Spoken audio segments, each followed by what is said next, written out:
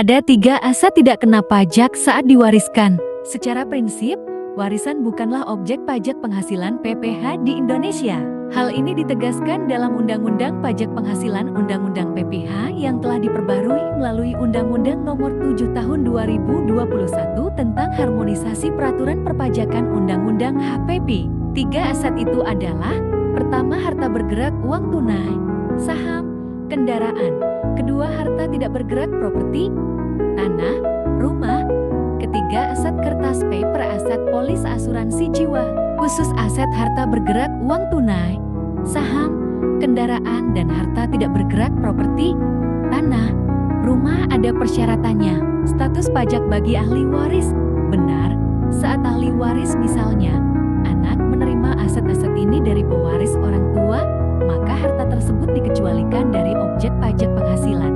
Artinya, ahli waris tidak perlu membayar PPh atas nilai harta yang diterimanya. Pentingnya pelaporan di SPT pewaris bahwa aset tersebut harus terungkap di SPT pemberi waris adalah poin yang sangat krusial. Alasannya adalah untuk pembuktian. Jika aset tersebut sudah dilaporkan dalam surat pemberitahuan SPT tahunan milik pewaris, maka proses pewarisan menjadi jelas dan tidak akan dipermasalahkan oleh otoritas pajak.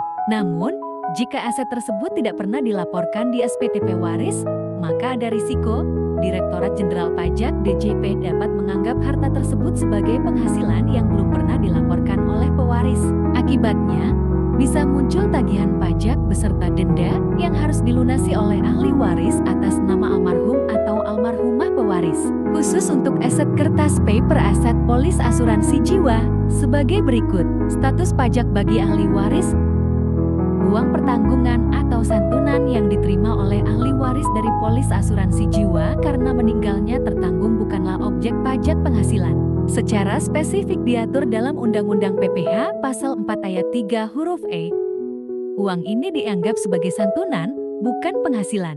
Namun ada beberapa catatan penting, meskipun warisan bebas dari pajak penghasilan, ada pajak lain yang mungkin timbul, terutama untuk aset properti. Pertama, BPH/TB, biaya perolehan hak atas tanah dan bangunan. Saat ahli waris akan melakukan balik nama sertifikat tanah dan atau bangunan yang diwariskan, mereka akan dikenakan BPH/TB. Besaran BPH/TB untuk warisan. Berdasarkan peraturan, BPH/TB yang terutang karena waris mendapatkan keringanan sebesar 50% dari BPH/TB normal yang seharusnya dibayar. Jadi, tetap ada biaya pajak yang harus dikeluarkan, meskipun bukan PPh dan sudah mendapat potongan. Mohon hal ini diperhatikan agar tidak bermasalah dengan pajak di masa depan.